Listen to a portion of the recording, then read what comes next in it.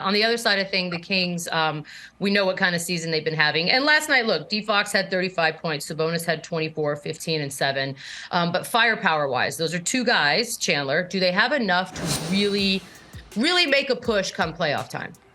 No, I don't think so, which is unfortunate because they're such a fun, exciting team and they're doing a lot of things right. But if you look at these standings right here, first round, they could get stuck with Dallas or the Clippers or the Warriors in the first round, which that's even tough for them to even advance, let alone compete in the Western Conference. So I think they could get a good, they could end up with New Orleans or someone like that that's banged up, and I think they could advance. But I don't even think that matters with them. I think they're such on the right path now. They hired a great coach. They added great pieces around these two stars, and they're only going to get better.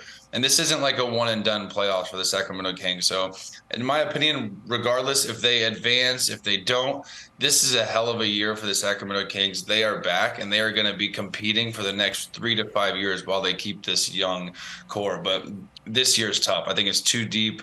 I don't think they're good out in the West. All right.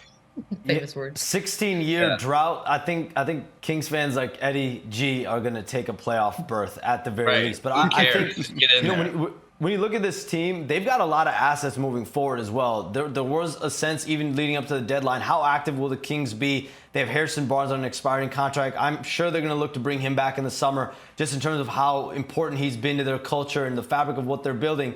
But we should continue to look at the Kings as a team that's, like Chandler said, they don't have the firepower maybe right now, but they have the ability, Monty McNair, Wes Wilcox, they have the assets there to go get real significant talent in the offseason and moving forward. So maybe not yet, but this team is definitely building, and I'm sure making Kings fans proud. Yeah, I usually say, hey, just getting there isn't enough. But I think for this particular franchise, the longest playoff drought in the 4 major professional sports in the U.S., it is. Just getting there will be just enough. And if they can win a game, it'll be incredible. It'll be a major moment for that franchise. Their first playoff games in that new arena. Their first playoff games in the Vivek Ranadive era. And, yeah, I think it's going to be great. And like Sam said, they're built for the future. They're built to continue to add to that roster.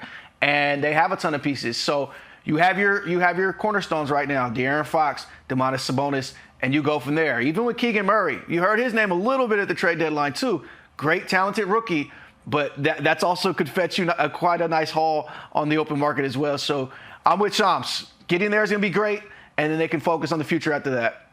Yeah, I like it because they're not just fizzling in. Like, they're going to get there very strongly, and I think that's kind of an awesome move forward. Normally, I'm agree with you, but yeah, this is a big deal. All right.